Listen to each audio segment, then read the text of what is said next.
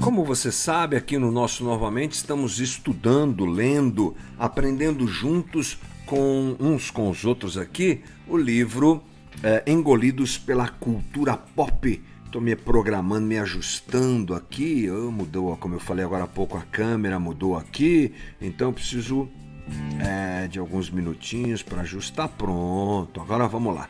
Estamos prontos para conversar, ainda que apareça aqui um pouquinho o nosso tablet, não tem problema. Pronto, agora ficou bom, hein? Ficou bacana e segue a vida, é isso aí. Então vamos lá, gente. Estamos lendo o capítulo de número 9. Deixa eu colocar na sua tela o que é que nós estamos lendo aqui no Cotidianamente. Esse livro, que agora tem como objetivo falar sobre comédia, é o capítulo 9, né? Comédia, risadas, mentiras e verdade.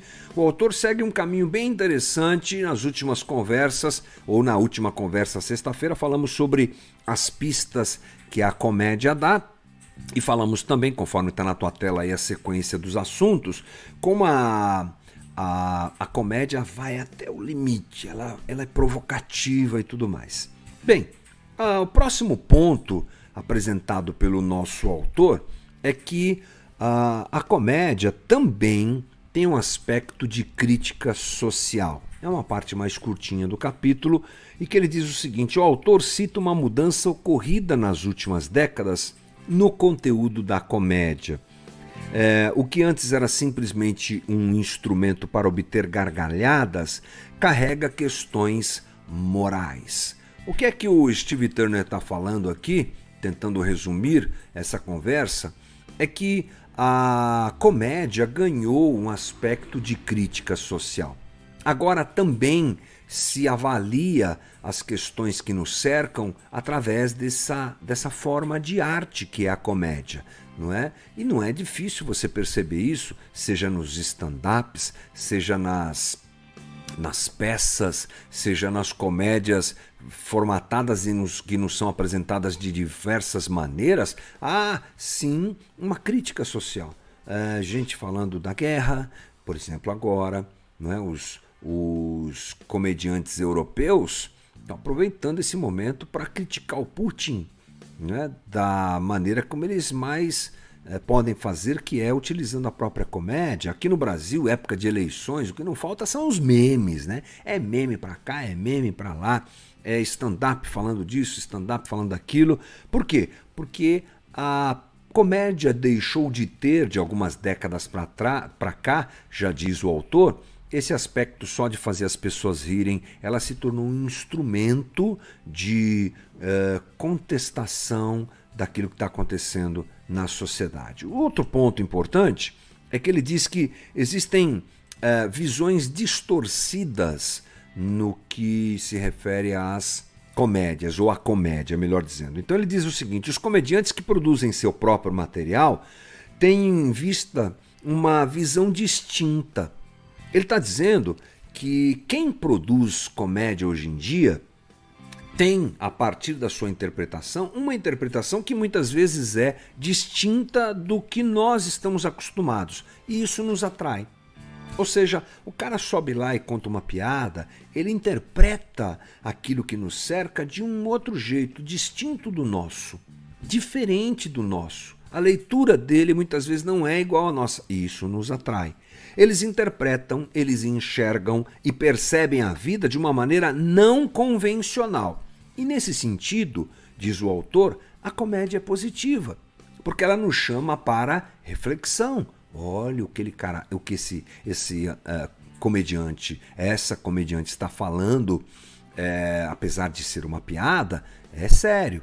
A gente é colocado para pensar, ele está dizendo aqui. Assim, um cristão, diz ele, poderia fazer um ótimo trabalho de comédia. Por quê? Porque o cristão também não vê a vida como os demais.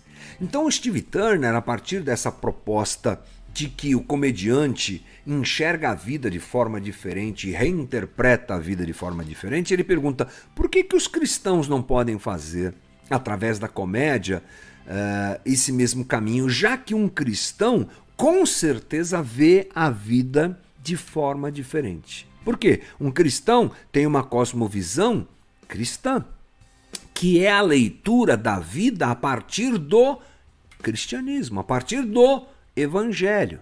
Ou seja, um cristão consciente, um cristão discípulo de Jesus, ele lê a vida a partir dos valores do reino de Deus. Por que não produzir uma comédia em cima disso? É o caminho que ele propõe. Assim, não existem comediantes cristãos com trabalho relevante. Por quê? Porque não fazem isso. É a crítica dele. Quando o cristianismo é citado, a ideia é ridicularizá-lo. É verdade. O cristianismo, o evangelho, Jesus, são sempre instrumentos de ridicularização, frequentemente. Piadas de mau gosto, de desprezo à leitura do evangelho. E ele pergunta por que a gente não pode, como cristãos, produzir uma comédia a partir da cosmovisão cristã, questionando os valores da sociedade. Né? Então ele diz, os cristãos poderiam destacar as incoerências da vida através da comédia. Olha como vocês são. Vocês gastam a vida para ganhar dinheiro, né? Uma sugestão aqui, e já diz como é que é um ditado oriental que eu lembrei agora, o homem ocidental é esquisito, ele gasta a vida para ganhar dinheiro, gasta a saúde para ganhar dinheiro, depois gasta o dinheiro para ter de volta a saúde, por exemplo. Seria uma piadinha interessante pelo jeito que a gente vive, né? O autor entende que a comédia produzida por cristãos hoje, ela beira a infantilidade. Porque às vezes o cristão, com medo de ofender, porque ele tem que ser muito bonzinho, ele tem que ser muito bacaninha, ele não consegue agredir, e esse agredir eu coloco aqui entre aspas, né? No sentido de questionar os valores que nos cercam, justamente porque a gente tem que amar os inimigos, porque a gente tem que ser gente muito amável. É verdade. Essa é a verdade do evangelho. Mas olhe para Jesus e você vai encontrar alguém que questiona o status quo, que questiona o sistema que o cerca. Por que os comediantes cristãos não podem fazer isso? É a pergunta dele, não é? Aí ele vai para um caminho aqui, deixa eu colocar na tela para você, que é falar um pouco sobre sátira. Talvez essa seja uma realidade um pouco mais forte na cultura americana, mas faz parte do texto, parte do livro. Estou aqui para contribuir com você nesse sentido também, né? Ele diz o seguinte, citando que o humor tem o poder de expor as fraquezas e desafiar a lógica, o autor diz que a sátira pode ser um bom instrumento para o cristão. Me dá a intenção que me dá a ideia de que o autor observou as formas de comédia que nós utilizamos e percebeu assim, a sátira é uma boa. Talvez ela seja a melhor maneira de se questionar o sistema que nos cerca. Ele diz assim, o objetivo da sátira não é humilhar, mas incomodar e fazer as pessoas se abrirem para formas alternativas de pensamento. A sátira, diz ele, é obcecada pela verdadeira verdade. É aquele tipo de humor que vai instigando e que vai jogando na mesa a verdade, né? Questionamentos e tirando um pelinho daqui, como a gente fala, tirando um sarrinho dali, e é essa a ideia. O autor cita, inclusive, diversos autores que utilizam a sátira de uma maneira saudável para criticar a sociedade. Ele fala do G.K. Chesterton, bastante conhecido, né? E sobre o C.S. Lewis também. E aí ele diz, a sátira pode ser usada para expor as fraquezas de um raciocínio secular humanista, ou para chamar a atenção para a injustiça, para a hipocrisia e para o preconceito. Os cristãos são acostumados a receberem ataques, mas não consideram a possibilidade de usar o ponto de vista de quem os ataca, para apresentar também a sua interpretação da vida. Isso não significa ridicularizar pessoas, desprezá-las ou ofendê-las, mas pesquisar seus ensinamentos e apresentar sua inconsistência. Bem interessante. Há uma falta de bons comediantes cristãos capazes de questionar o mundo que os cerca. Eu lembrei aqui de alguns que não utilizam a sátira, mas utilizam principalmente a caneta e o HQ e a ilustração, não é?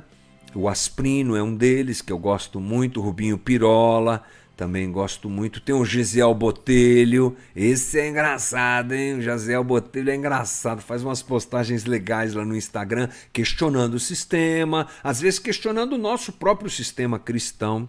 Gente que vale a pena você conhecer, tá bom? Assim a gente termina o capítulo 9, né? Que eu achei bastante interessante na primeira parte. A segunda parte ficou um pouquinho mais tímida na proposta do autor, mas bem legal a gente falar sobre essa forma de cultura pop que nos cerca e que a gente consome também.